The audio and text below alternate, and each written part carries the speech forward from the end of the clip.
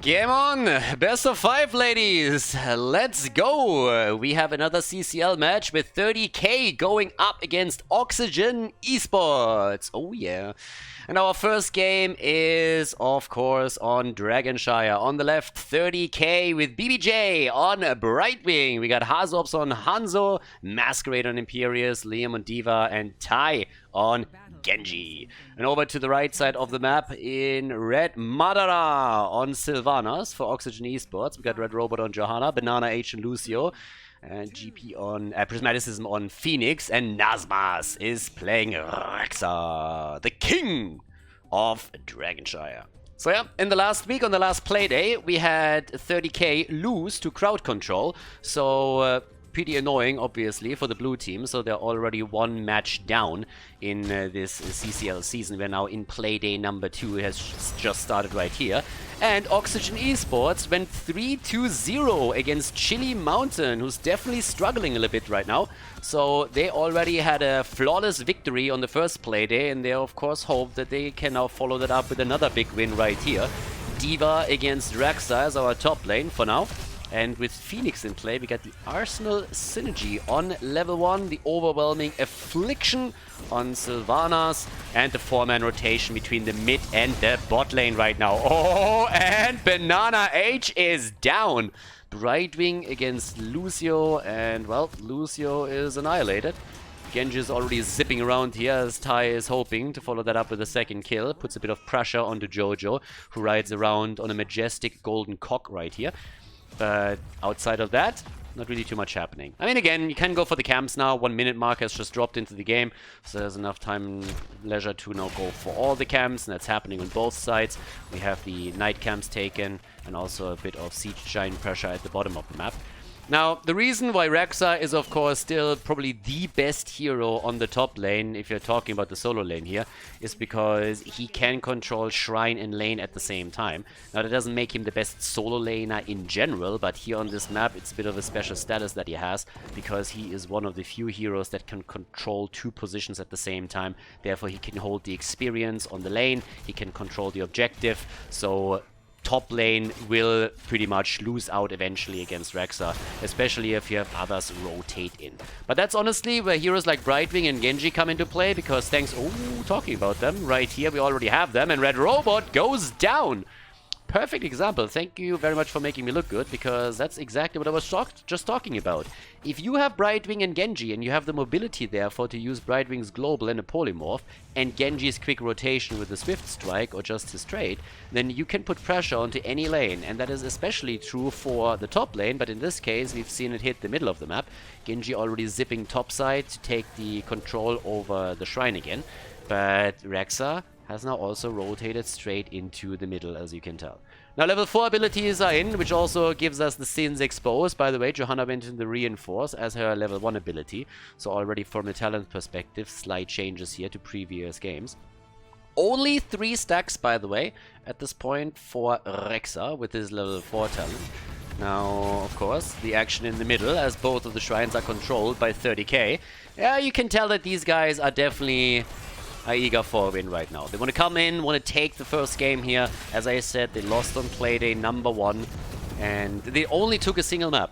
So they have only 1 map to their name through the first Playday, and they are definitely the ones. There's a lot of pressure on them right now, especially since people expected them to do a lot better in the beginning or in the start of the season. To be fair, they went up against a very tough opponent. As I said, I reminded all of you in the last series of the team that they actually went up against Crowd Control, which was the exact same setup that we had for the grand final of the Icebreaker Cup. So 30k is still one of the teams that is expected to end up at the top of the standings, at least in the top 4.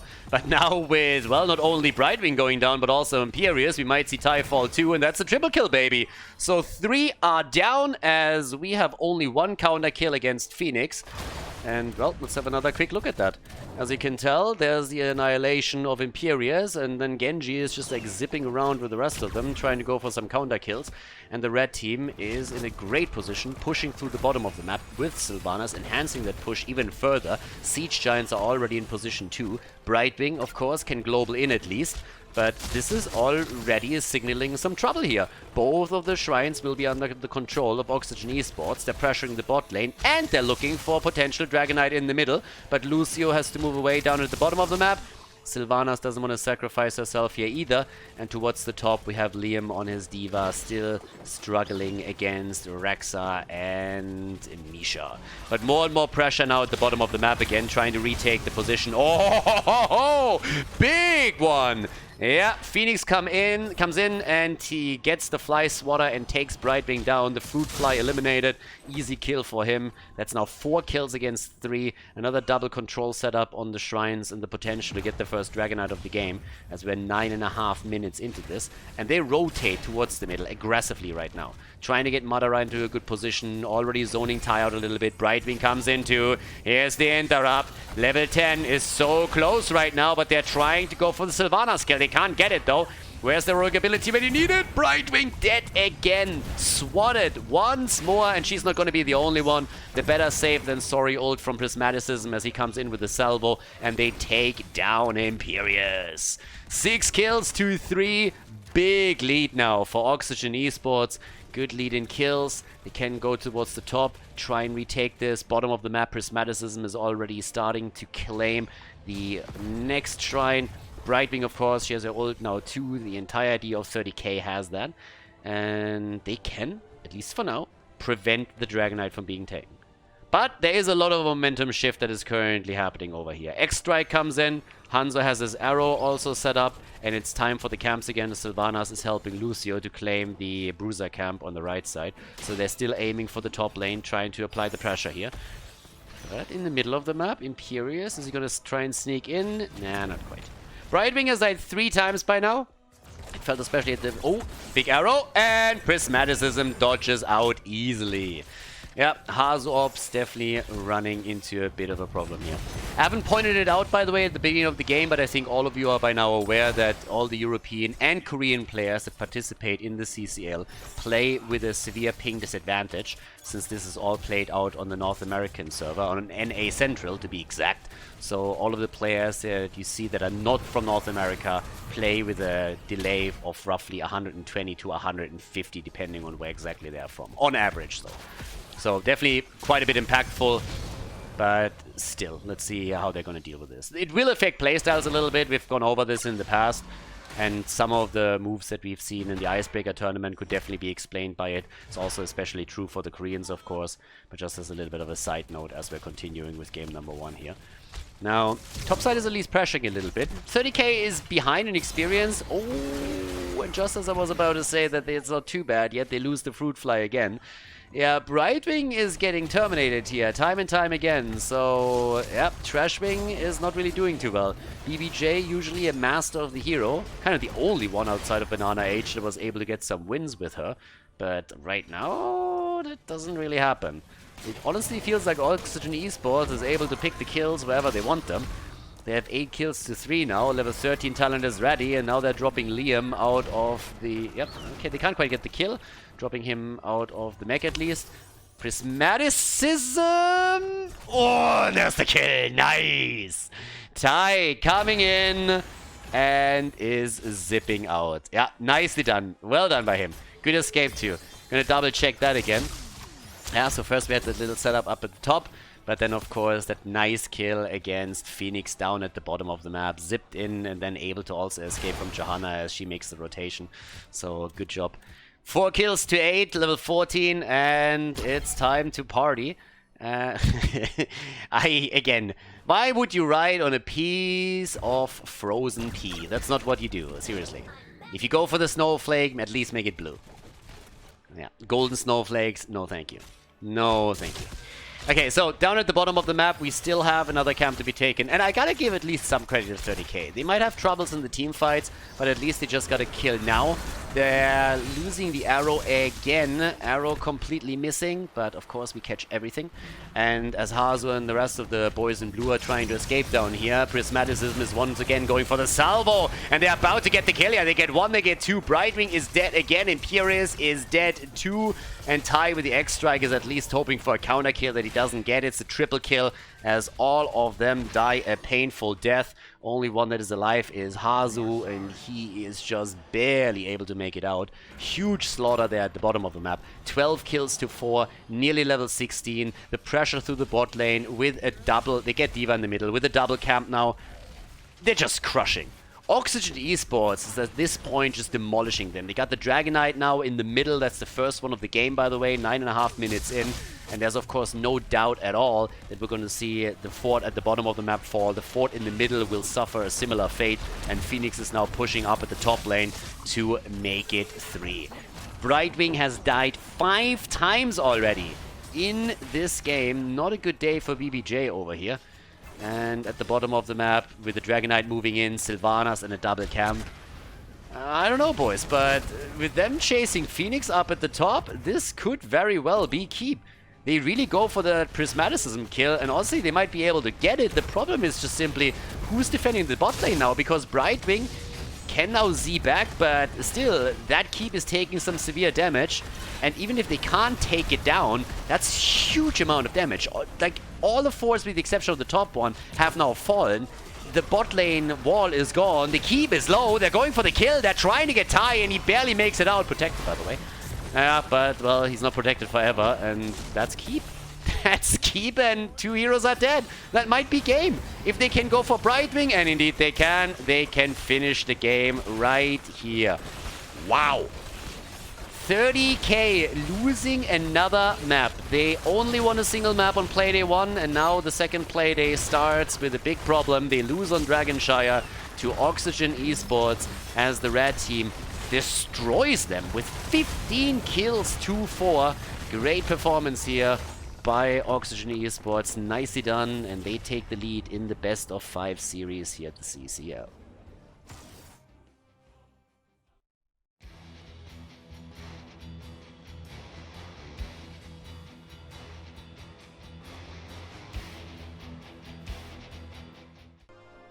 Game number 2, Oxygen Esports. They're in the lead against 30k, and we are heading into Infernal Shrines, our second map in the best of 5 here at the CCL. Playday number 2 did not start off well for 30k, and they decided that they want to go for the Fruit Fly once again. BBJ with his favorite hero. We got a little bit plucked in last game there, honestly. But now we got Liam on Leoric, we got Masquerade on Imperius, Ty is playing Deathwing, and Hazuops is playing Junkrat. Triple frontline once again, Imperius as the main tank for the team. On the right side of the map, we got Stukov on Banana H, Red Robot on Johanna, Madara on Tychus, Prismaticism on Malthael, and Nazmas is playing Urel. So both of the teams with a triple frontline, nothing really too crazy, especially given the map here.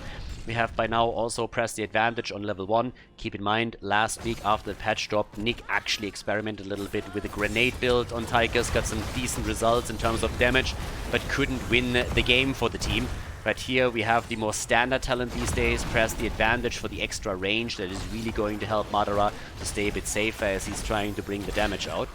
We have Deathwing currently looking at the bot side, whereas the Janitor is taking out the trash all the way at the top, or at least trying to. Nazma's going up against him. And Deathwing is already on the run. The Mighty Dragon trying to retreat over here as Prismaticism is moving in. Now we have, of course, also some range damage on the side of 30k. With Junkrat, there's not only the option to follow up on a stun with a good mine and isolate the target, but you have good poke from the outside whenever there is a shrine active on the map and you want to play around that, so there's that. And well, with this, we will head into our setup here. The level 1 talent with the Fear the Reaper. So there is actually a chance that we also... I mean, again, there's a couple of options for Malthael. When you're playing on this map, you can go Last Rites, you can go into Tormented Souls. When we go for the ladder, then usually it's comboed off with an Ana that can nano boost you, which just makes it a bit stronger. In this case, of course, Deathwing is the one that has to be considered on the other side. We have 2 heroes now that can really deal a lot of damage against Deathwing or any high hit point hero. One of the reasons why we see that actually coming through in the draft. And Stukov has become a lot more popular after the Korean tournament that I broadcasted, which you can also check out on the channel. Yeah, and guys, especially if you watch this on YouTube right now, all of these games are also now sorted in playlists. So you can literally just bookmark those playlists. I will always make sure that I update those and you can watch the matches in order. I know that for some people it has been a little bit rough to just keep up with which match has to be watch when, and so on and so forth.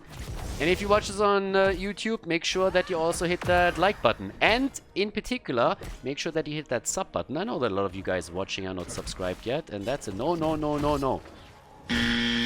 Exactly. So hit that button, hit it hard. But as we're heading into our first objective, which is going to be announced soon at the bottom, we got both teams dealing with a shaman camp. Top pressure is what both of them are looking for. And yeah, in the middle, it's already the attempt to get some extra damage in. And that might actually be the end of Leo if he does. Oh, medallion! Nice! Well done. Good job by Liam. That medallion timing was absolutely perfect. If he gets sucked in by the condemn, he is dead. Absolutely dead. Now, we got the bigger they are for Tychus on the level 4. We've seen lately a bit more of a tendency to sometimes head into in the rhythm, especially with the range increase on level 1. But as you can burn Deathwing down pretty easily here, that's what they're currently looking at. And it would also really work well with last rites on, well, on Malthael. You come in with a stun or any kind of setup, maybe a blessed shield, maybe just pushing the target back, isolating it somehow, burning it down with the bigger they are, and then following it up with the last rites. There's a lot of cool combos that you can pull at this point. And we'll see how they're going to play this out. Top side, then again, that's where Masquerade is pushing in with VBJ right now. Hazorps is also sitting tight there, and they're starting to destroy the wall here pretty easily. So someone else has to help out, and it's Urel in this case. That also means that they're giving up on the objective completely.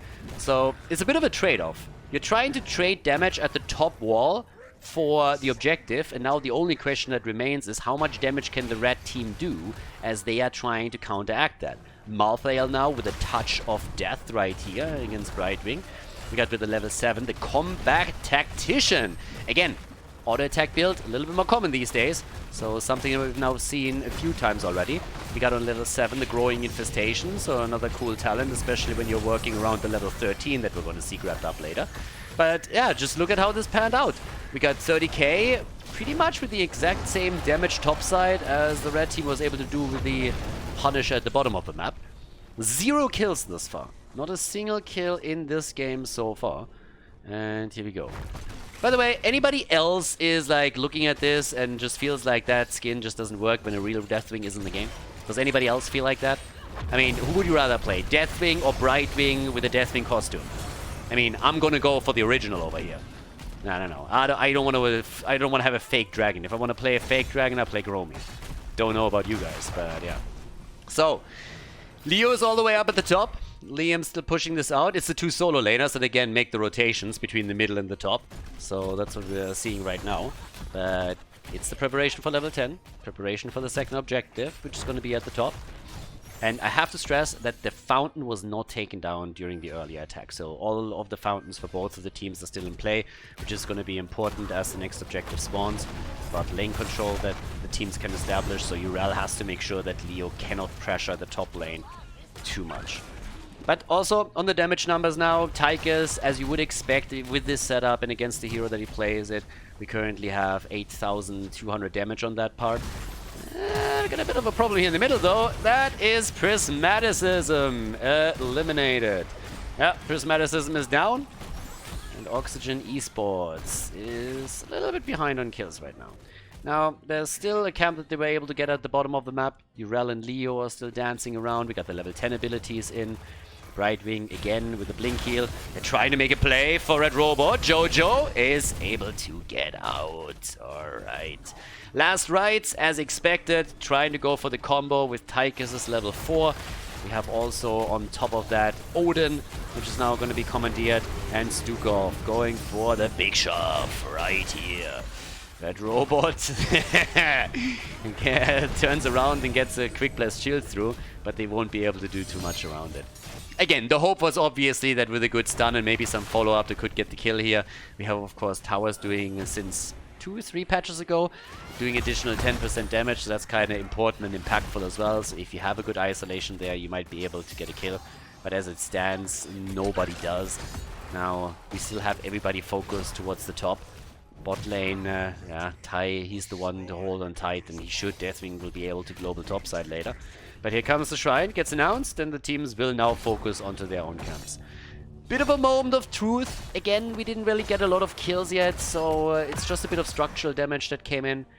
And yeah, time to see what they can pull off on the second one, because on objective number 2, 30k decided they don't want to face the music. They want to go for counter pressure, play more of a macro approach, but now they have to kind of go for it. I mean, technically speaking, they could let this one slide still, but normally on objective number 2, at the latest Punisher 3, you will see the teams clash against each other, and that's what's going to happen right now. So top side, there's already a slight lead for Oxygen Esports. And I gotta say, they're doing well here. They're doing much better than I expected. Didn't really expect that they would get crushed here, but with the performance that we've seen in the Icebreaker tournament and also in Playday 1 from 30k, I kind of felt that we would get that here too. Leo missing the Entomb, not really getting the target here, so that's unfortunate for them. And that's a huge one that they just burned.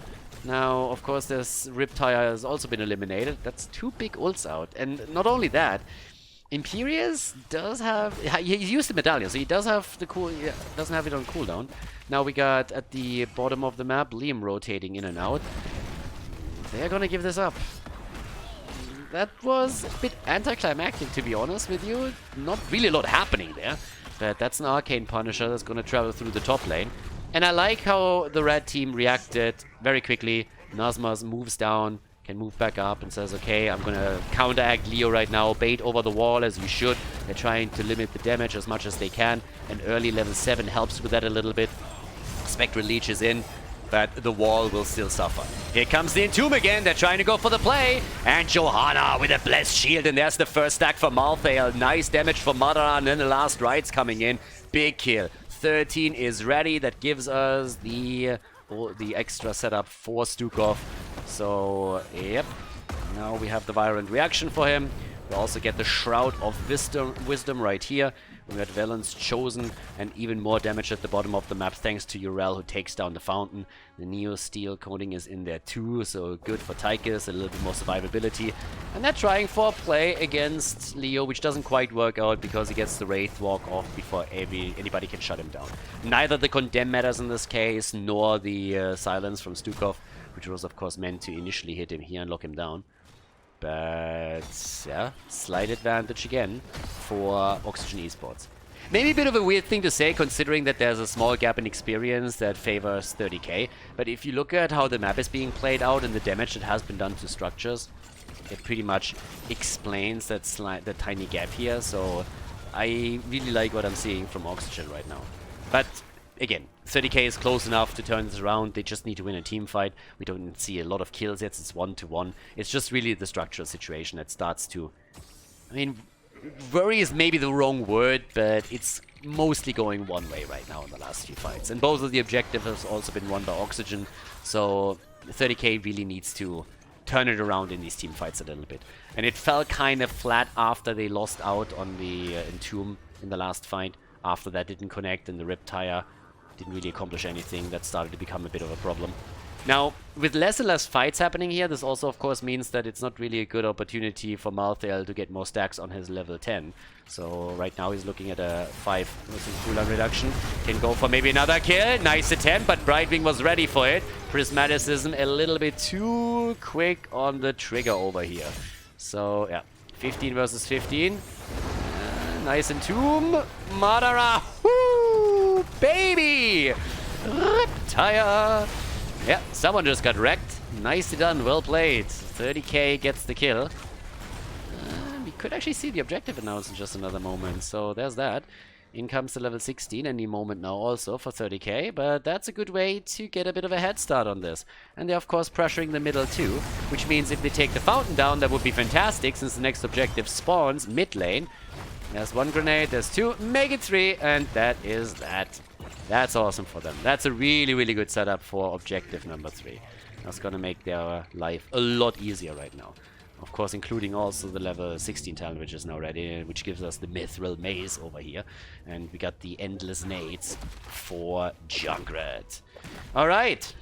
That's pretty much their moment. 16 versus 16 talents, but an advantage, positionally speaking, in the middle of the map because of the Fountain. Sizzling attacks, though, are ready. And we also got now the Super Strain, the Holy Renewal right there, and the Soul Collector. Okay, let's see what they can do. Leo at the front already. A little bit of poke from Hazu. Yeah, nice zone control here through the entrance from Stukov. So Banana H paying attention and trying to shut them down wherever he can. But Deathwing is coming in and he barbecues Urel, who couldn't go for the ult, was stunned out. Bad news for the Space Goat, and Jojo is dead too. All of a sudden, we have 30k coming in and just crushing through that fight. Easy peasy double kill for them, taking down Johanna and Urel, both of them dead. And that's a 5 versus 3 on the map, an easy position on the shrine, and should result in not only a Punisher, but also quite the advantage in structures now. This is going to be the first fort that's going to fall here, and we might see even more get destroyed, especially with that attack at the top. It's an easy one. Prismaticism taking this a little bit too lightly, not realizing that the rotation was underway, and that is the end of him. Mid lane gets attacked too. Frozen Punishers, of course, a bit of a beast, disabling everything here. And yeah, 30k, definitely fighting back. Me likey a lot. So right now we have the fort destroyed. Topside gets pressured by Brightwing. Nice, the Tomb catching two. Punisher jumps in for some action. Hazu with a perfect isolation move here. Nicely done by him. There's the kill against Imperius though, but Red Robot also gets away. So much for Red Robot also falls. Nope, he does not. He actually gets away here. They want to go for the keep. I don't know if they can. It's a 4 versus 4. They should be able to. Yeah, and they're focusing in on it. Even if they lose another hero here, that would be worth it. Taking the keep down this early would be fantastic. 30k, definitely playing this out now. Oh, they go for Prismaticism again. Ah, but they can't grab him. Urel jumps in. Deathwing doesn't give a flying fuck, just flies out. He's fine. And yeah, this is how all of this started up. I mean, look at that Entomb. Look how that's set up. Junkrat just doing exactly what he needs to do. Places the mine down, isolates the target, and then they get those kills, and then all of that leads to the keep being destroyed. So nicely played out. Oh, Liam, close. Yeah, totally worth it to go for the attempt here. 6 kills to 2. But you can tell they're a bit of on a roll right now. They're moving in, they're saying, like, let's go, boys, we take this. So, yeah, there we go. Off we go with our next little setup here. And, well, let's see. We currently got 2 kills against Imperius. And, well, everybody on the side of the red team had died at least once. So there's that. But, alright. Let's see. Level 20 is close. Oh, they're going to have a Storm Talent advantage over the next objective, don't they? Mm-hmm. Yeah, I actually think that might become a huge problem now for Oxygen Esports. They were ahead. It was only a small lead, but they were ahead. Now Mithril Mace is nearly completed. Level 20 talents are in. And with 1.5 levels missing, it's going to be a big ask to get level 20 in time for the next objective. Invisible Friends, Impervious, Madara even committing to the ult right now because he says, well, I might be able to save the fort at the bot lane a little bit, but we have to buy time here anyways. Won't be able to fight over the objective like this. So they're just trying to get the experience. And Urel is pressuring the top lane, but they're losing heroes at the bottom. That's the end of Johanna. Mithril Mace is completed. Big buried alive. Goodbye. Yes, the aspect of death. Dead again. Big kill right here. Yeah, first they got the Riptide kill against Jojo, and then they easily caught Malthael down at the bottom of the map. Topside, Urel has taken down at least the fort, but of course the aggression is now focusing in onto the bot lane where another keep is on the agenda. And this is also the same lane where we're going to see the next objective spawn. So if the keep falls, then that Punisher would move straight onto the core. That's a huge problem, especially since you can't even bait the thing into the middle, since the mid keep has also been destroyed. So they either get their level 20 and fight for the shrine, or they're gonna kiss this game goodbye. One of the two. But yeah, this is kind of rough. So let's see how far they can go with this. I mean, they're close to level 20. 38,000 damage for Junkrat. Tychus is sitting at 33,000. And I just want to highlight that even though I really like that combo with the bigger they are in last rites, it didn't really do a whole lot for them this game. It just felt like a lot of these fights didn't go their way. They were successful on the objective a few times, but they are just not getting those kills. Now that they got the level 20, maybe they got a chance. 2 seconds, 3 seconds until Odin is back up. Here comes the play attempt. Odin is already in. 36 stacks against 4. Yes, they're going again for the front. And Red Robot survives thanks to the indestructible. Jojo's alive, but they're all on the run. And the Punisher has already been taken. They're trying to make the play up here for Deathwing. And he goes down. Malthael with the last rites. But Malthael himself also dead. He has his revive though. Goes for it immediately. No one can stop Death, not even Deathwing. But they still have to deal with the Punisher at the bottom of the map. And of course, that keep, I mean, it would be a bit of a miracle if they can save this one. But even just saving the core would already be a win, because let's face it, that looked like game. It might still be, especially now that another Riptire comes out, but Masquerade gets murdered. The main tank gets dropped, and that's the signal for 30k to move back out. Now, can they save their keep? Well, first of all, we have Malthael dying again. Yeah, the aspect of death is doing a lot of dying. So Malthael goes down, Prismaticism is dropped, and it seems like the keep is not gonna make it. Oh, maybe? Oh, what? 122 HP. Honestly, when the Punisher fell over and dropped onto the keep, I think that should have crushed it. That should have crushed it. But apparently not. So Malthael died 5 times, by the way. He's the Brightwing of Game 2. So 10 kills to 4. Deathwing is back. And they are still in play. I gotta say, I'm a little bit impressed by that defense. Oxygen Esports, they held on. And they even saved the keep. Now, do I believe that that keep is going to survive a long time? Not really. I think eventually the blue team is going to push in far enough for Junker to launch a few grenades and take it down. But that doesn't matter. For the time being, at least, it is a bit easier to hold the bot lane because there's not a single not catapult spawning all the time. So yeah, there's that. But as it happens, let's see what's going on around the next objective, which will spawn in the middle of the map. First of all, this one is going to cost them because, as I said, they're pushing in deep enough for Hazu to get close. Doesn't even have to. It's instead Leoric, who of course is escape, that takes it down. That was honestly unavoidable. Unless you're willing to take that fight and take it early, then losing the keep is unavoidable. Delaying it, that's nice. There's a nice touch to it. It works. But of course, it's all about the next team fight. And the position on the map is getting a bit critical. Oxygen Esports, the only thing that they don't have to worry about is the top lane. Top lane, they still have their own fort. The opponent doesn't, so their lane is a bit stronger. But at the bottom and at the middle, that's a completely different ball game, simply because it's not only the fact that they lost keep and fort, but they haven't even taken a fort down, neither in the middle nor at the bottom of the map. So you can't even count on those occasional catapults spawning and trying to counterbalance what's happening on the blue team side. Which is pretty tough for them. It's one of the reasons why Urel is forced to just push this lane out as much as she can. Vision is gonna become hugely important in this game right now. You need to make sure that you're not falling into a trap. Losing a hero at this point in time would be horrendous. I mean, for Oxygen Esports, it could literally mean game. And if Oxygen Esports wins another Punisher or wins a big team fight, then they have some chances here. But they need to go through the keeps and the forts. Now, technically speaking, if they can wipe, if that happens, I guess one of the best approaches with a high death timer would maybe be to move through the top. The wall is already open, drop the keep immediately, and then go for core. So 30k has to be careful. But obviously, with the kill count leaning heavily towards 30k and the map being so heavily under their control, their chances of winning this game are still pretty good here. But they can't take it lightly. They still have to concentrate and go into this next fight with discipline. Right now, we got, once again, 10 kills to 4. Next shrine is ready. If the blue team plays it out slow, they also have a good chance to just simply win it through minions at the bot lane. We're 21 minutes in now.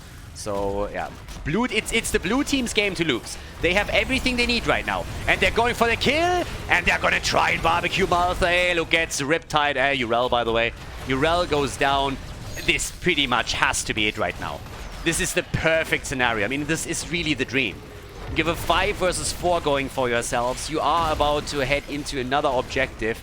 I mean, really, at this point, if you just don't YOLO it completely, you're gonna take this one. Top lane is pushing. There's a Shaman camp too. What a fantastic situation. They're chasing hard over here. They gotta be a little bit careful. Alright, Brightwing comes in, saves what she can save. Yeah, 24 stacks against 16. Red team is still fighting. They have to. There's no other choice for them. They gotta fight. They have to fight. They're trying to go in for the kill. Leo's a little bit low. Leo, oh, Careful. Might fall here. Catapult's already on the core, and the shields are slowly falling on the side of Oxygen. They're in trouble, and they lose Malthael too. The lights out move right there. Top fort is about to fall. 12 kills to 4. Well, we got 5 to 4 heroes on the map, and now big wave coming through the bottom of the map. And of course, here in the middle, they're not stopping either. Urella's going to be back for the defense, but this is really tough now. There's a push through the bot lane, several catapults, 3 in total are making their way towards the core. In the middle, they're going to try and make the move too. Here comes Leo with the ult. They're trying to set the kill up. Malthael about to go down, drops the last rites before he dies, but that didn't do anything for them either. And here comes the move as they're going for the core. The Riptire is again popping out. Top lane is also under pressure as the camp is going for another wall and keep. They go for the robot. Nazmas, everybody is low and falling. The red team is falling apart as we speak. Tychus is down, and that is game.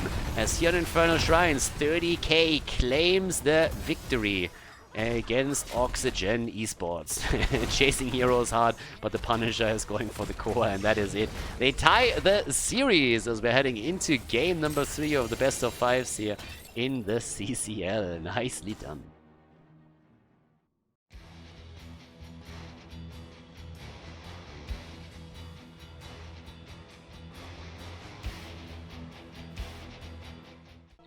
Game number 3, Battlefield of Eternity. The series is tied. On the left side, 30k waking up out of their little slumber in game number 1 with BBJ on Stukov, Liam on Diva, Tai on Hanzo.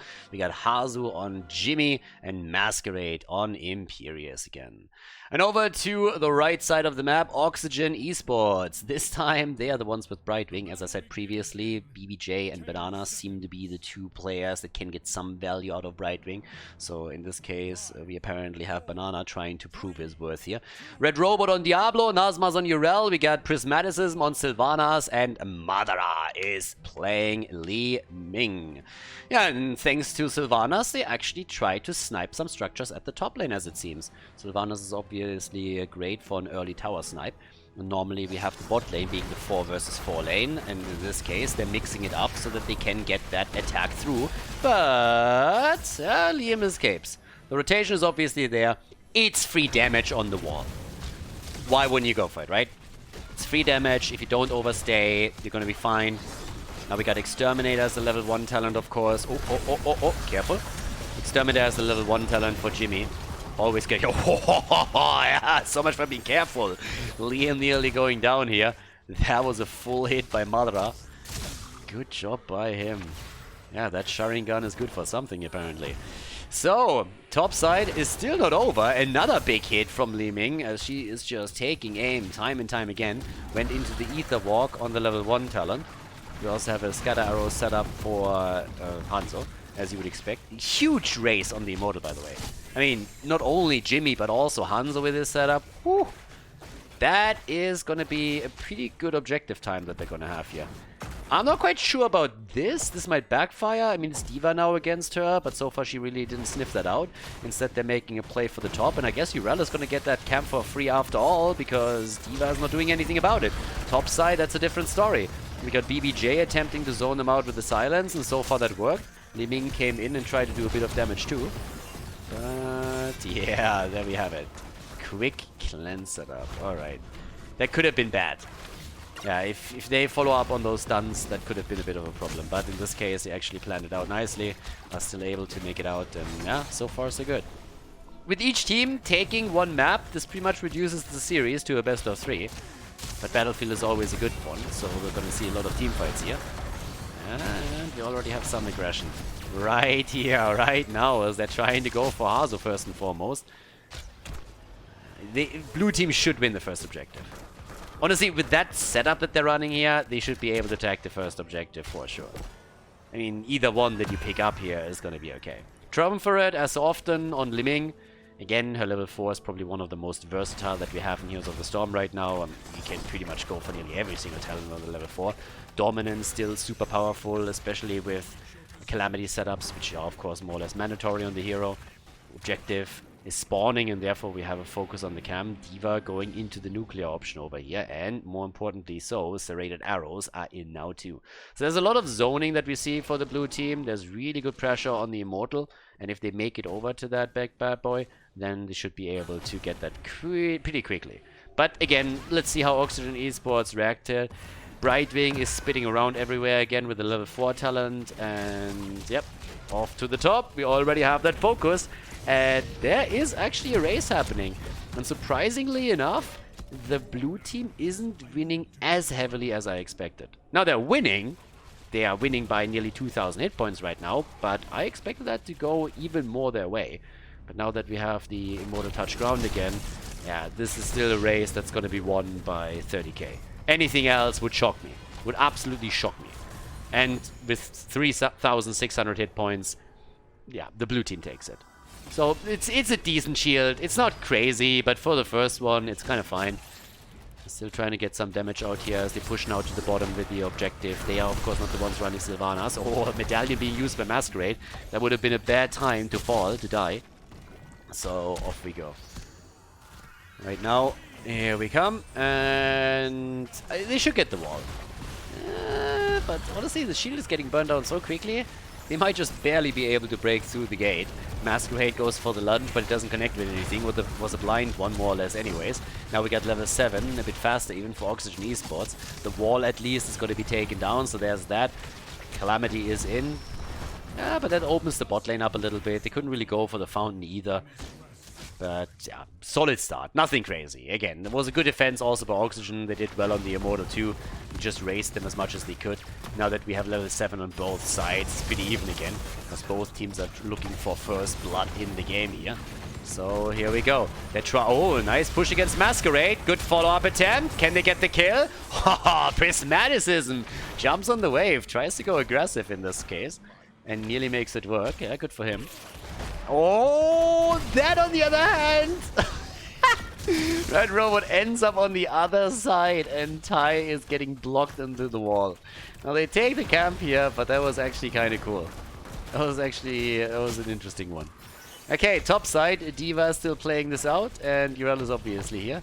There's Space Goat. Yeah, back in the days when Wooby would play that hero.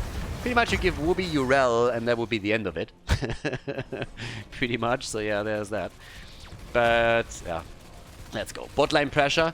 That is an issue. You can't really let your opponent push in with the Sylvanas, a camp, and multiple heroes. And Sylvanas is also the level 4, so with the Mercenary Queen, they get even more pressure through the camp itself. I don't really think they should give them this much time. I mean, again, even just taking the wall down here is a huge win. That's a freebie. So 30k? I question that choice a little bit. It was a late rotation because they wanted to go for the cam, which I can understand. But again, we need to meet that push at the bot lane, especially since Sylvanas has taken her level 4 here. So there's that. But okay. Now we have the next Immortal spawning any moment now. And it seems like they're going to try and race this down again. But racing against Jimmy and against Hanzo, usually that's not really happening. So 3 versus 3, but again, doing okay-ish. By now it's a 4,000 HP difference, so you can see that this gap is actually widening between the way that the two teams dish out the damage. Trying to go for Banana H down at the bottom of the map. A bit of an assist as Diablo comes in. Masquerade, careful. Yeah, and that's a kill, isn't it? Can they keep him alive? Oh, no, they cannot. And Jimmy, by the way, nearly finished off the Immortal over here. So if Hanzo can get a couple of good second shots through, that would work. Tie back to Math Class, my friend. We're going to talk about that geometry again. Level 10 abilities are also ready for Oxygen Esports. That's, of course, another advantage that they have now. And talking about the advantage, they're using it immediately to take down Stukov. Now, Hanzo at least gets the Immortal, and that's a big Immortal. Big Immortal with a big shield. But unfortunately, they only have 4 heroes on the map. Stukov will be back soon. It's not like the death timers are super long or anything just yet. But at least the red team is trying to take this one away. Level 10 abilities are in. There's the massive shove again. By the way, Sylvanas going into the mind control. Okay. Mind control for Sylvanas. No arrow. And the pressure up at the top where the red team is already starting the defense here. But now that we have 30k coming through, they are of course trying to take this. And again, I need to highlight this again. 30k is one of the teams that was pretty much like said to at least be in the like top 2, top 3. They did well in the Icebreaker tournament and everybody has them on their card. But they lost on their first play day because they went up another super strong team. And especially after the first day, you never really know how strong these teams really are. There's a lot of time that they still need to play together and to really find their stride, to find the synergy. And then, of course, it's also something where you just have to see, can they perform week after week. So it's going to be interesting to see what's happening with crowd control this week after they won on Playday 1. Can 30k now turn it around against Oxygen Esports after losing map 1, 2. Bottom fort is already down. Seems like D.Va is also going to die here. And yep, that is going to be the end of her. Yeah, I still call this a win. Top 4 down, bot 4 down, you trade that for a D.Va kill. I mean, I'll take that any day, to be honest with you. So yeah, that's exactly what they need. It's 3 kills to 0, but both forts are eliminated. Now, if you play the entire game around the objective, but you consistently win it, that's great. They go for Banana Age, and they are pulling everything they have. The fruit fly hate is real, and people tell me, please, once more, that I don't like Brightwing. I mean, look at that shit. They literally just chased her down with 4 heroes, dropping nearly everything on her, even the arrow. So, yeah, that is one fruit fly infestation that is not going to bother them anymore anytime soon. So, Brightwing down. 14 stacks on Stukov in the meantime. And yeah, 15,000 damage on Hanzo, by the way. So, he's there. Bot lane, that's where we have Liam dealing with all of this again, but it's all about the next objective. Trying to go for the kill against Dibbles, though, but Brightwing is there, helping out. Okay, Red Robot, still alive, gets a good wall stun against Masquerade. They can't turn it though. There's some nice damage against Prismaticism too. But all the forts are still there. 30k is ahead. They worked hard for it, but they're still ahead. And it's time for another objective. And again, these bad boys scale now. That's a good timing for the camp over on the right team side though. The team's Oxygen is taking care of this. Everybody else is now trying to move up to the top. A little bit of a vision poke by Ty, making sure that he knows exactly what's up here. Gets one hit through, but you gotta be careful with Urel now moving in. Alright, so D.Va is connecting with Brightwing at the bottom of the map. Rest of the team is more so on the defense now. Level 13 is ready for both. I mean, the main reason why the blue team actually didn't go for it right away is they didn't have the 13 talent. The new Oxygen Esports would hit the talent level a little bit quicker than they would. So they just decided to stay safe, play it slow, get their talent, and then play around that. Nazma's already sitting in the bush over here, but he gets sniffed out. So D.Va moved topside to defend the next wave and trying to take the camp down. And here comes the engage by Diablo. D.Va is still at the top. That was the moment where they decided to go. Oh, triple lunge.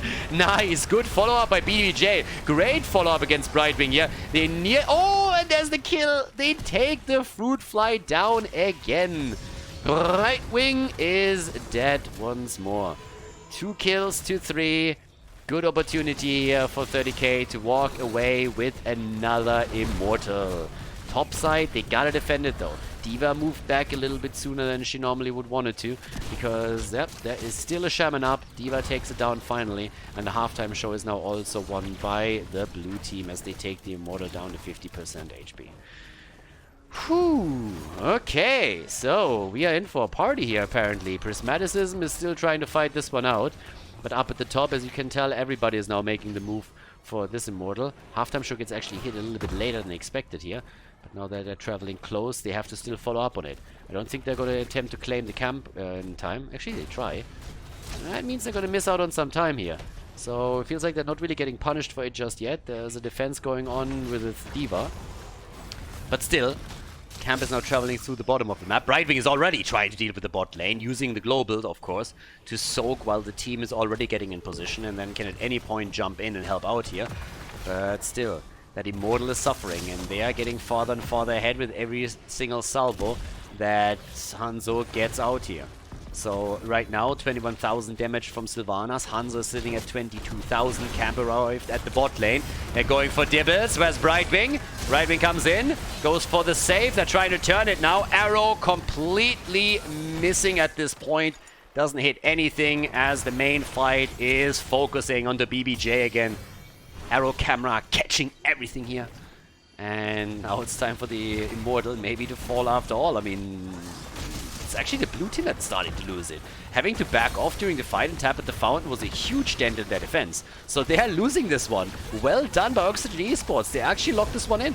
They take the Immortal. Well played. Bot lane needs to be defended too, so they had to abandon the bot lane defense, and there's at least a bit of damage that was done by the Shaman camp, but let's face it, that was a real solid objective. That looked lost already, and then the fight where they forced the blue team back allowed them to go back in position and take it down. Nicely done. So, yeah. Right now, there's an opportunity to maybe even grab an early level 16 with Brightwing at the bot lane and make this push even more dangerous. Of course, you already have Sylvanas, which is helping you even further.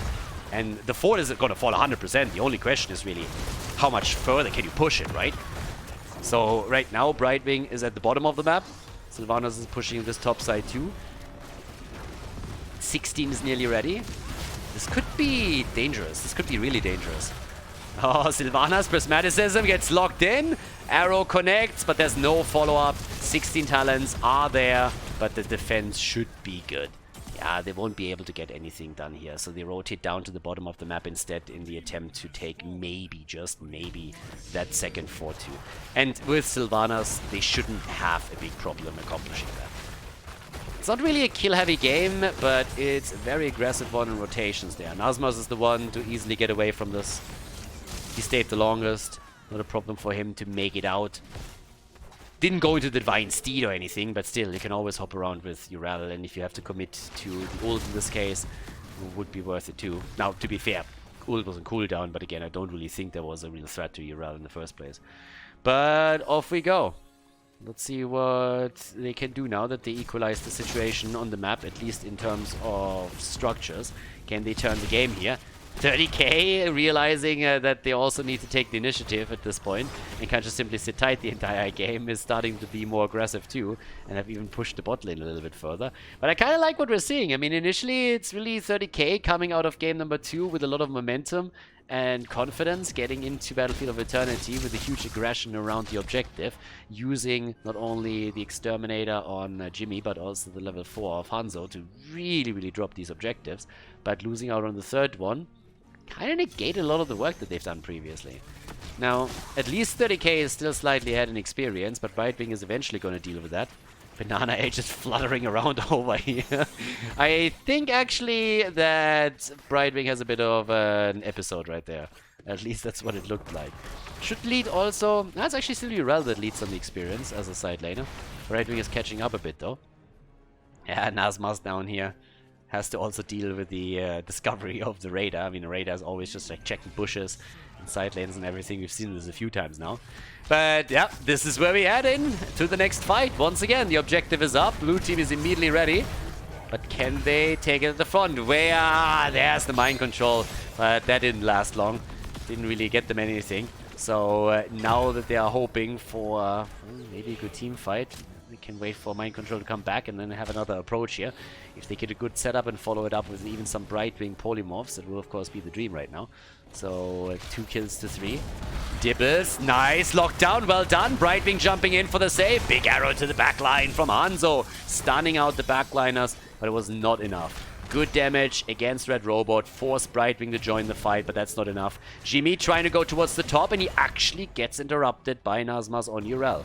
So Urel pushing this towards the keep now, and forces Liam to take care of it too. And all of that allows the red team to make the play for the Immortal. I like the way that they're playing this. They create some pressure at the top lane, they interrupt the rotation from Jimmy, put pressure onto him, force D.Va to join so that they can save the keep, and that creates time in their favor that they can use to then take the halftime show. So a really nice little move from Oxygen Esports that now allows them to take the lead, and therefore they can call the shots pretty much again. We have Madara checking around at the front, getting one combo off after another. Red Robot, he's playing defense for D.Va, for Liming. And is of course looking for a setup opportunity. Mind control, the play for BBJ. Oh, and they might actually just get him. Nope, use the medallion and gets out. Brightwing came also into the fight for some help. Dibbles is down, but he had the souls up. Had the soul count. He's going to be back in just a moment. 3 kills to 3. Everybody still fighting over the objective here. Still looking for some opportunities. Arrow on a big one. Banana Age immediately utilizing Brightwing to save the day. But... okay, Medallion and Diva Mech. Yeah, now there's still a chance. Dibbles is a little bit low in HP and he doesn't have a big hit point pool to begin with without his souls. So that's problematic for him. They have started to take the lead again. 30k, still in a decent position here. But every single time we see the objective between the two teams, it's honestly so close. Diablo and Brightwing are both at the bottom of the map, and that is an immediate signal to 30k to go onto the Immortal again, to just go for offense. Brightwing jumps in though, and it's Limbing in the back line that goes down. Nice, good shots here from Hanzo. But the fight turns against him. He himself might be in trouble right now, but they're still able to create some space for the backline damage dealers. Masquerade at the front, they're taking control of the space around the Immortal, and that is a big one. 50% shield on the Immortal, bit less, but that's a huge opportunity to get the first keep in this game. Very, very close games now. Super close games. And of course also an opportunity to maybe lock in a Storm talent with this push, especially since Liming is going to be down for another 20 seconds, so there's that too. But right now, what can they pull off here? Okay. That was like, the arrow to interrupt it wasn't really needed. Maybe a little bit late on it. Could have been the ping here. Maybe a bit of a late reaction from Tai. Either way, the Wailing Arrow didn't really work out, so they just traded cooldowns. Obviously a cooldown win for Oxygen Esports, but it doesn't change the fact that their top keep is completely exposed. Brightwing is now at the bottom of the map looking for additional experience for the red team, as we have 30k grabbing their level 20 any second, as they're also going for the keep. Can they go core here? They want the Storm talents, and they are close. They're really close to it now. Can they grab it? A little bit of damage on the core is possible. I don't think they can take the entire thing down yet, unless they get some kills. And they're gonna try with a level 20. They got it already, alright. In comes the extra damage. They take the core down slowly, but can they go for the entire thing? Unlikely. Explosion is there too, 68%. Catapult still firing, but here comes the counter-attack attempt. Diablo coming through, making the play for Azu. Oh, Prismaticism, be careful. Sylvanas. And they're turning it. They're actually turning it. The core is down to 35. 35 points. The attack is shifting towards the top, and Diva is dead too. 1 down, 2 down. They're still trying to get away here, but BBJ is also getting hit by Liming. Urel survives, and BBJ, he doesn't. At least Urel is dead too. Haas is on the run. He's also down. What the hell? 4 heroes just got destroyed over here. 4 heroes on the blue team side. They drop the core to 35% and they lose 4 in the process. Oh my god. Red team is now actually ahead in kills. But of course, the backdoor potential is huge at this point. Now, there's still 40 seconds until Jimmy and Stukov are back. What can you do with that time frame? What can you do there? I feel it would have been an easy play for 30k to move back a little bit sooner than that. The chance of you taking core here are slim. They did way more damage than I expected, but they paid a hefty price. And now they lose the top keep. And that's actually super annoying. They also need to make sure that nobody dies right now. If there's another kill against them, that could be the end of it. Now top lane is again equalized. We have both teams with no keep on the top lane. But of course, the big advantage is the fact that there's only 35% left on Oxygen Esports core. Which pretty much means that if you make a play with 5 men onto the core, you can take it. But they are already winning the halftime show over here. 60,000 damage by Hanzo. He didn't die yet, neither did Prismaticism on the Sylvanas. But yeah, they're starting to move in. There's also a camp at the bottom. Diva, careful, Liam, and Polymorph, and bam! Down she goes. Diva is dead, and that is 60 seconds without your side laner. Bad news.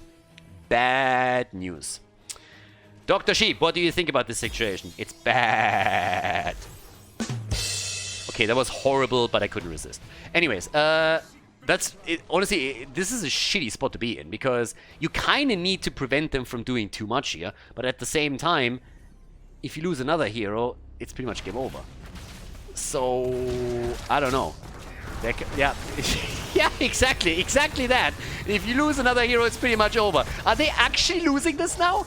35% on the opponent's core. They just lost Jimmy, a staggered death with a 40-second gap. And now it's 100% shield on the Immortal. Are they actually losing this now?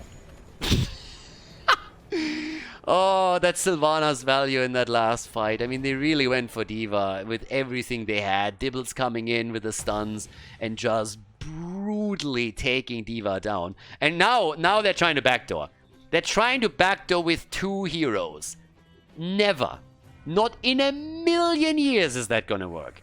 If they can get Jimmy onto this thing, then maybe. There's already some Hearthstones. They're gonna start those up over and over again until they have vision. Exactly the way that you should play it out. Wait until you have vision. Always Hearthstone a little bit so that you can get them through. Cancel them just before they're in. And now they know what's happening up at the top. And over here, well, Imperius is dead, and here's the attempt to go for core. They got 3 at least. Those Hearthstones will be ready in a second. And with everybody coming through now, there's just no way. There's absolutely no way. This isn't happening. No. Immortal is at the bot lane. Here we go. They try to make the play for core. D.Va already losing the mech, about to lose the pilot too. They're making the play for Stukov. He gets pushed out, 33%. He's dead. Bot lane, as you would expect, this one is going to get dropped now, and the core is not going to withstand that either. First, we're seeing D.Va die. Now they're playing the game in the middle. Hazu, what can he do? The answer is nothing. And at the bottom of the map, this is going to be it. Guys, this is insane. Oxygen Esports is actually going to take this. They lost so much earlier. They got murdered earlier. Now they kill everything, and Ty thinks he's James Bond. Yeah, that's not happening. I'm sorry, my friend. Yeah, that's game. That is game. That's a victory in game number 3 for Oxygen Esports as the red team takes the lead in this best of 3 series again. Nicely done. Nicely done. Well recovered. Nice comeback. GG.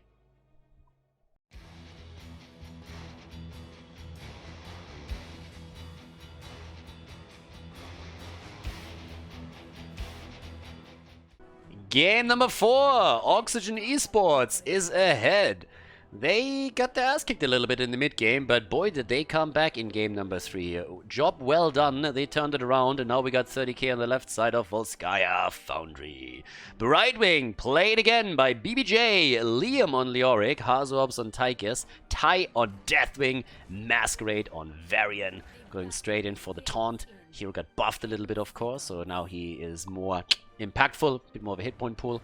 And on the right side of the map, Oxygen Esports with Nazmaz on D.Va, Banana H on Anduin. We got Red Robot on Jojo, Madara on Hanzo, and Prismaticism is playing Mephisto. Okay, level 1 talents, as usual, they press the advantage. Now again, we've seen Nick experiment with the grenade build, as I said in... Yeah, I actually talked about it, I think, on Infernal Shrines, if I'm not mistaken. But generally speaking, it's more so the range increase that brought the hero back into the meta. Blizzard is still tinkering around with it slightly. Now we got the Laws of Hopes on the level 1 for Jojo, so a little bit more self-sustained from her. And Win can focus on other heroes here. And Prismaticism is wandering in the footsteps of Maka, apparently. So busting out Mephisto on the map here. Me likey.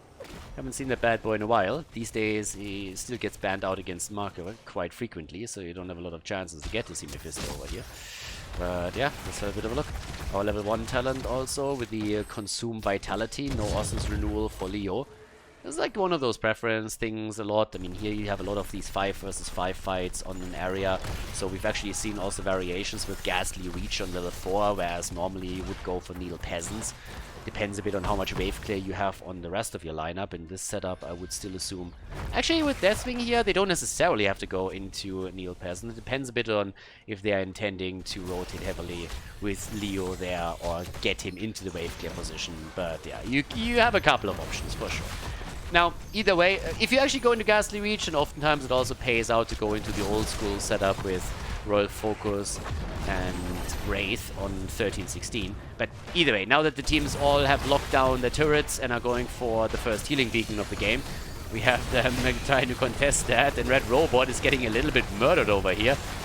Might actually lose completely. Nope, he is still fine. There has been a turret that has been deployed though, and that's on the side of 30k. So they sacrificed one item to take another. Still a worthy trade, since that healing beacon is obviously a bit stronger, but it still means it's a 1-for-1 setup on the items at least. Bigger they are on level 4 for Tigers, so trying to burn it down and follow it up with other damage dealers. Same time, we have actually the Ghastly Reach. Honestly, I wasn't quite sure if they would go for it or not, but yes, in this case they take it. Again, there's a couple of advantages if you go for it and you have other wave clear options on the map, and one of those is tie on Deathwing, which we've now seen a few times. That's, by the way, a bit of a weird thing. I mean, honestly, it popped up a bit in my YouTube comments too, where people were talking about Deathwing and that they never see the hero. I honestly don't know where exactly that comes from, because we see Deathwing actually quite regularly. It's not like Deathwing is necessarily your first pick, first ban, but the hero has been continuously very popular in a lot of team compositions, a bit map dependent, but we never really had a long stretch where Deathwing wasn't played at all. So it's a bit strange to me to see some people questioning that pick so vehemently. We had, not only today, but also on the last day, quite a few Deathwing picks here. And another thing that always is a bit surprising is when people talk about triple frontline. I mean, triple melee was now, or has been part of the meta for years. So it's a bit shocking to see how many people feel it's odd when you see heroes taken like this. And apparently some also don't understand that Imperius is a main tank. Like, I don't know, guys, if those are things that you think too, then you have to watch a few more videos. You gotta follow those tournaments a little bit more, because especially at the top level, there is certain meta. And I give you one thing, there is a bit of a fluctuation happening in those CCL games, because it's obviously multiple regions, or players from multiple regions clashing with each other that will impact the heroes that are drafted quite a bit. But if you're looking onto lineups that are played in purely European or North American setups, there is a distinct meta that definitely is kind of established here.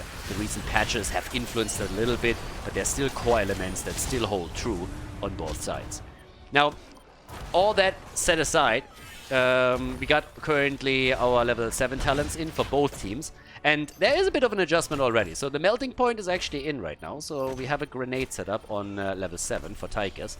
No Relentless Soldier or anything, not against this lineup here. But right now is of course always the question of how do you get a kill. And with Varian, you go taunt. I mean, again, on any competitive setup, any team that has coordination, knows what they're doing, would never even think about getting anything else but taunt.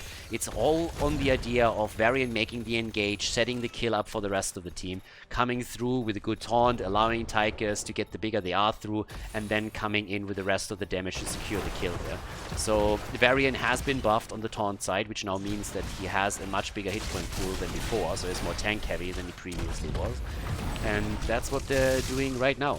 They're trying to come in through the middle in an attempt to lock in a kill. But they also have Brightwing on the side, so a goal with Brightwing and Deathwing is to gain a lead in experience that then can be used to grab the earlier level 10 talent, level 13, 16 talent, and get an advantage in the fight itself.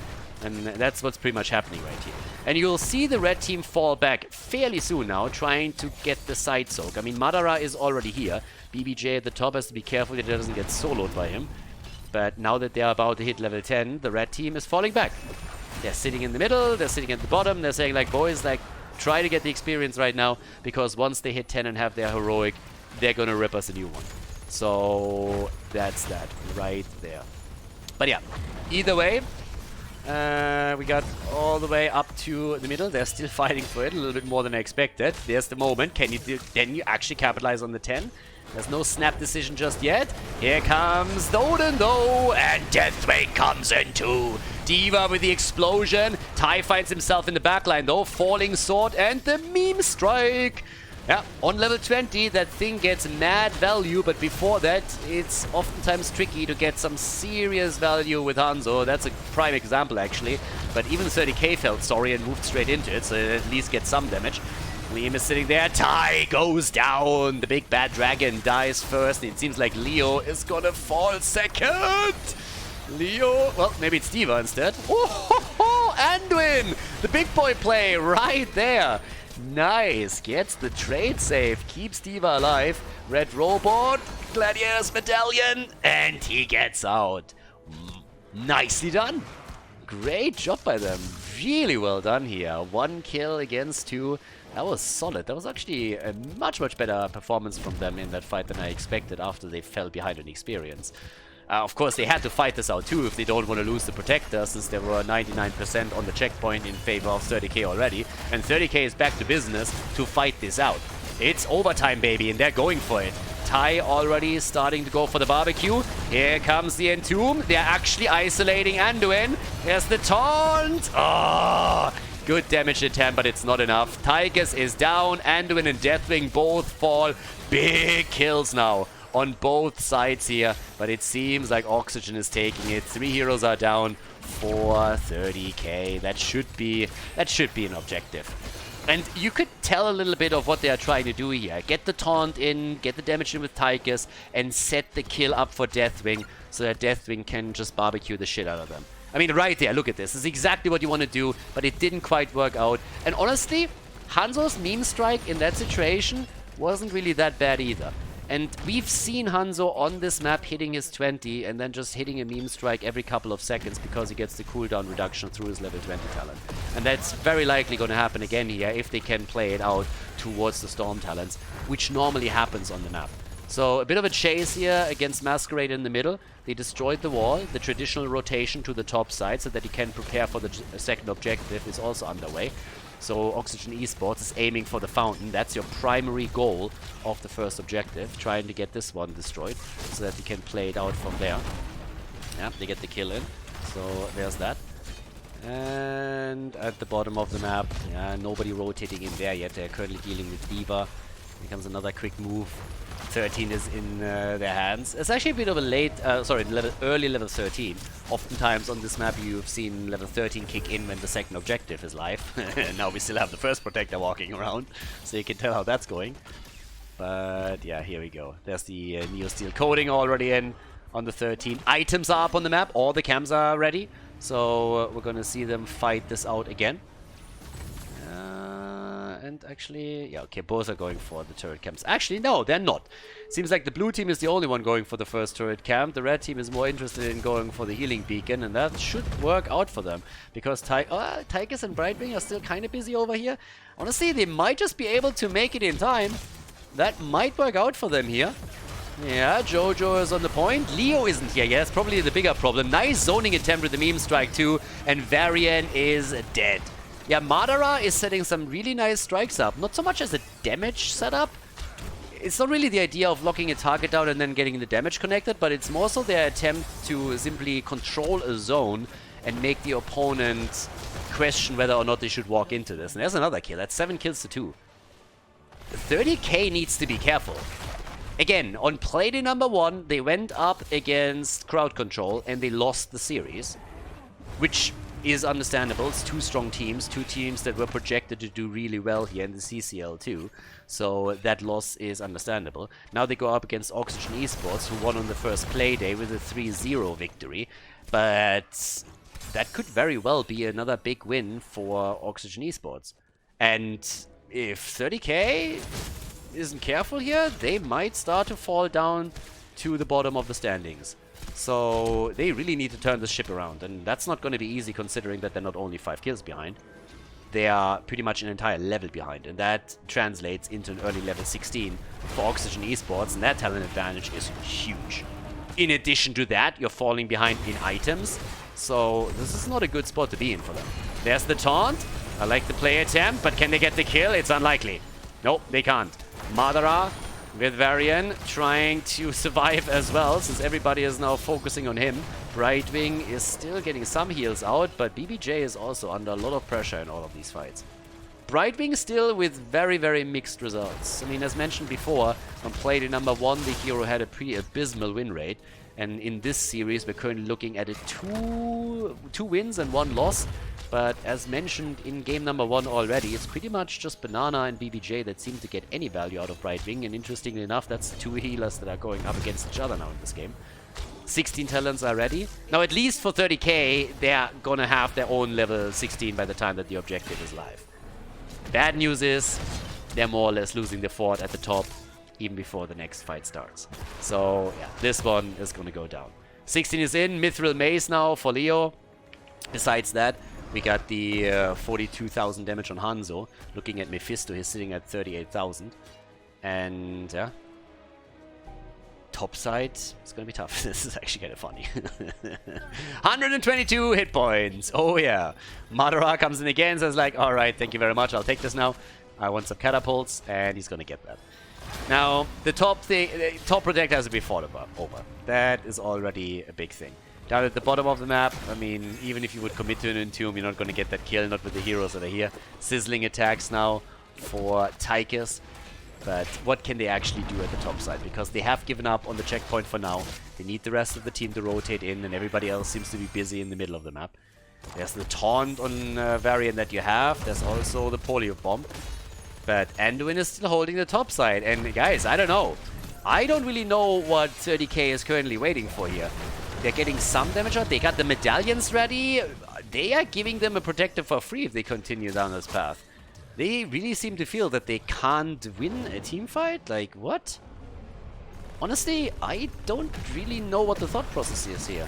They have all the medallions up, they got all their spells up, everything's ready, they just gave this one up for free. And granted, it's an early protector, but if you don't take that fight, which fight are you gonna take? Now, they are not even deciding to go down to the bottom of the map trying to fight for the keep here. Instead, they're making a... Sorry, trying to fight for the fort. They're fighting for the keep directly. So, here we go. That's free damage no matter how you look at it. Are they going to try and force the fight outside of the protector with 2 heroes in it and we're not able to save a target?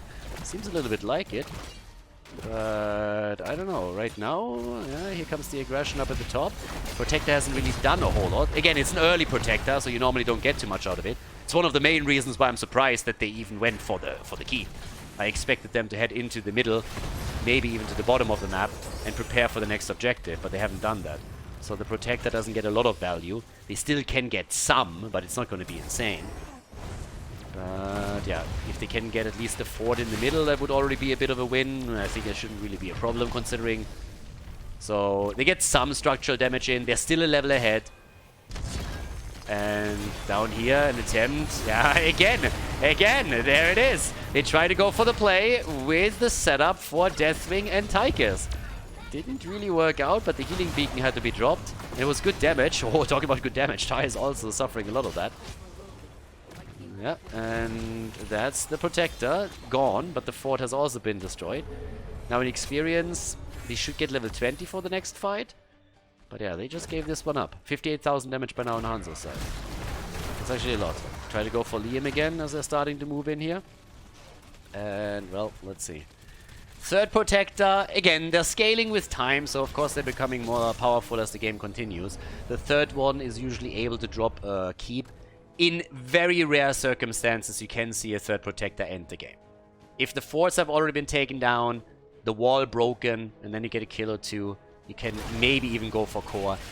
Doesn't really happen often. But it happens. It happens. So everybody wants to play around the level 20 talents. Now, to be fair for 30k, if they hit 20, then they have, of course, their Leo setup. So they have Buried Alive, which is just a huge game changer. I mean, we always talk about it. You have also the Invisible Friends, which means that if you can get some kind of setup around Brightwing and maybe lay a trap, you have also an opportunity there. The upgrade for Tychus is also fantastic. That's honestly the only reason that I can see why 30k wouldn't go for a fight at the top, that they just feel that their level 20 talents are just much better than what Oxygen Esports has on level 20, so they decide that they want to go for it. There's a mad amount of cooldown reduction, by the way, now for the red team. So they have the cooldown reduction with the Heaven's Fury, first of all, and they got the cooldown reduction with the Dragon Awakens right here. So that's a huge amount of things that you can drop in those fights. Holy shit! Did you see that? Damn! As the taunt comes in, he's able to ult out. That was actually nuts. That was nuts. 10 seconds over here, that ult destroyed, but yeah, that was a good one. That could have been a kill. That was pretty spectacular. Nice reaction time, my friend. Anyways, it's 20 versus 20, and it seems like they're ready to fight over the healing beacon. And 30k needs some wins. Now they only lost 2 forts, but again, 2 forts that is. So here we go. 79 stacks also for Leo, which means that he's now looking at a completed quest talent potentially during this fight. Oh, nice! They're buried alive, but they got out. And Hanzo comes in with his own ult. Nice dodge on the buried alive. This could have been so much worse. Here comes Anduin also with a pretty nice save. They're going for the items though. But Mephisto, and they're trying to go for the kill. Jojo going deep.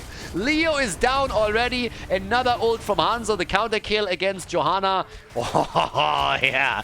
They are all firing it out. Hanzo, he wants to go for the kill. It was Leo who provided the vision, but he couldn't get quite all the damage in. But yeah, look at the cooldown reduction here. Not only Johanna, but also Hanzo coming through with multiple ults in that particular fight, thanks to the Storm Talents. Also, huge effort there with Odin trying to get the kill after the Ghost or the Wraith of Leo still provided some vision, so he knew what was going on over there. Yeah, meantime, they're still escorting Liam here. Would love to get that follow-up kill, but they won't be able to, so he's providing vision for the team. And now both teams are going to focus down on the bottom of the map. I mean, there's a channel happening on the checkpoint already in favor of 30k. So they're trying that out. This is going to be interesting now. Likely, it's not even going to end the game, as I said before. Here's the Entomb again. They want to go for D.Va. The taunt. Oh my god, Nasmas. So close. Makes it out. Yeah, Hanzo gets his ult in too, and will drop quite a bit of cooldown reduction in now with those setups. Yep, already down to 9 seconds on it. It's just nuts. One ult after another for him. He's definitely going to boost his damage a lot in this fight. 8 kills to 4. Getting close. Here comes the taunt. And Anduin, every single time, Anduin ruining the place of his daddy right here. Yeah, if you're Masquerade, you're angry right now. You're just sitting there, it's like, what are you doing, my son? Why are you just ruining my day here the entire time? Varian against Anduin, and I don't know what to say to you, but Anduin might not be able to pick his sword on the right side, but he definitely makes those plays. And as I say it, he gets crushed. Absolutely crushed. That was the setup that they were working on the entire game, and they finally make it work, and they get a triple kill, and they get the Protector. Baby! 30k coming in with the big boy plays right here. Check this combo out. Look at this shit. Leo comes in, hits the perfect buried alive, and they just flame them.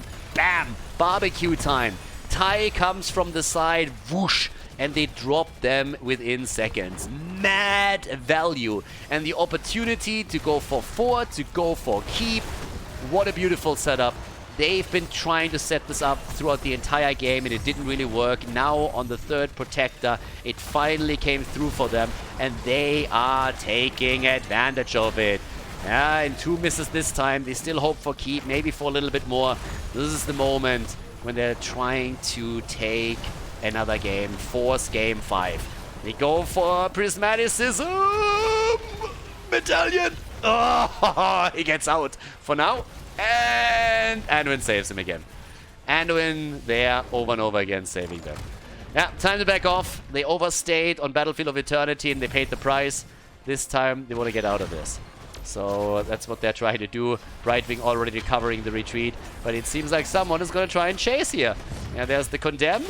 Trying to go for Masquerade. He has the Medallion, so he could use it if need be. And since they still have their own fort, they should be able to escape from it. So yeah, Hanzo gets bit damage, but everybody else is just jumping out. Deathwing is helping out too. Yeah, they're not going to get chased down this time. It happened on Battlefield of Eternity. It's not happening on them again. Now, someone needs to deal with the top side. Double Catapult is going to rip this keep to shreds within seconds, and it seems like Liam is going to be the one. With 134,000, the side lane has done a fantastic job already on the wave clear. Gets this too. Keep is down to 50%. Still fine. Damage output, by the way. Look at Hanzo. Look at Hanzo with these resets. That bad boy is sitting in the 6-digit club already. 100,000 damage. Deathwing and Tigers both still roughly 30k off before they hit that. Now, the game isn't over, but the situation has shifted a little bit. Previously, it was 30k that was behind in structures thanks to the 2 forts being destroyed. Now it's a different story since Oxygen Esports lost the bot lane. And there's even more aggression now happening. A huge confidence boost apparently for 30k here. They're trying to really be the ones now that make the plays. Good dodge on the falling sword here. Careful with prismaticism. They're trying to lock Mephisto down as he jumps back out. But Hanzo with cooldown reduction, cooldown reduction, and cooldown reduction. Meme striking it all day, every day here. And again, he gets crazy value out of it now. On level 20, that talent is kind of sick. And I think it was them playing it the last time as well on Playday number 1. And if I'm not mistaken, it was also on the same map. So they really just play around the fact that this usually goes way past level 20. So they're playing that. But, well, anyways, now that we have this, we got the quick rotation still through the middle. And that's actually where the next objective spawns too. And they attacked the middle, they took the fountain down, the fort's nearly destroyed, so if they can take the entire thing apart, that would be great for them for the next objective. But, well, let's see. Jojo's down at the bottom of the map, pushing this out. They gotta be careful with these catapults. Like, don't forget that we're 22 minutes into the game. So we always talk about how the Protector gets stronger, how Protector number 4 normally ends the game and is dangerous. But if you're that deep into the game, these catapults are crushing shields on the core. So if you have a keep missing and you haven't even taken a fort down on that lane, you need to guard that lane. Okay, another entomb, another save. Banana Age with play after play after play, saving his teammates. Yeah. Bit of damage coming through over here, but the control point is unlocking soon, and they are going for it right now. Leo's gonna have the Entomb back for this fight. Taunts are coming in. They're trying to make a play for Tai, by the way. So Deathwing needs to be careful there as well. 50% HP for him. 1 catapult at the bot lane, so good job by Oxygen Esports, pushing that out previously. And there's another one. Alright. A bit of Shimada power, and just zoning. Zoning. Cooldown reduction. And more cooldown reduction. Getting 1 meme strike out after another. He's down to another 8 seconds on the cooldown, and he will just YOLO that shit out 6 days to Sunday. Yeah, good damage against Tai. Every single time he comes in for Molten Flame setup, you see Mephisto preparing for it and getting that extra damage. And it is really telling. I mean, there's 2 heroes now that have crossed over into more than 100,000 damage, and that's Hanzo and Mephisto. So both of them are farming the damage right now. Talking about farming, that robot gets farmed again. So, yeah, they go for that one too. Try to take that out. Mephisto is the only one next to Brightwing that hasn't died in this game, by the way. Both of them haven't fallen. 24 minutes in, and they have to make a play now. 87, 89, 90%, and here is the moment where they start to contest. Tigers has taken out the catapult at the top lane so that the top keep is not falling. But still, we are at overtime already. And bot lane, D.Va has done her job there. So there's absolutely no way for the bot lane to become a concern for Oxygen Esports anytime soon. So it's a great moment for them. There's the taunt! Oh, and Anduin again! Every time! Honestly, Glyph of Faith. What a horrible thing for the blue team. Ruins their plays time and time again. Big engage now happening though. They try to go for D.Va. The ultimate Mephisto. Oh, the damage against Masquerade. And here's another one. Brightwing is dead. Brightwing goes down. They want more. They're gonna get the Protector right here, and they're looking for another kill. The Protector is in, and they're gonna go top lane or mid lane with this. Top or mid lane, one of the two. Top lane is already getting attacked. Catapults are coming in. This is the moment where they want to try and win the game. This is game 4. If they win it, if Oxygen Esports takes it here with Protector number 4, then this series is over. That would be the second match loss for 30k. And they are struggling, and they might lose. Varian! Oh, he goes down. Varian goes down. Betrayed by his own son in this game. I mean, I knew that he was disappointed from him, but that is just taking it to another level. Hazu also getting chased here, and wow, Deathwing down, Hazu down. That is game, guys. That is game. 30k. The team that made it into the grand final of the Icebreaker Cup lost the 2 first matches they played in the CCL. Did you think that would happen? I mean, I honestly didn't. Let me know in the comments, but boy, was that a series. Oxygen Esports with a win, a 3-1 victory for for Oxygen Esports over 30k. GG.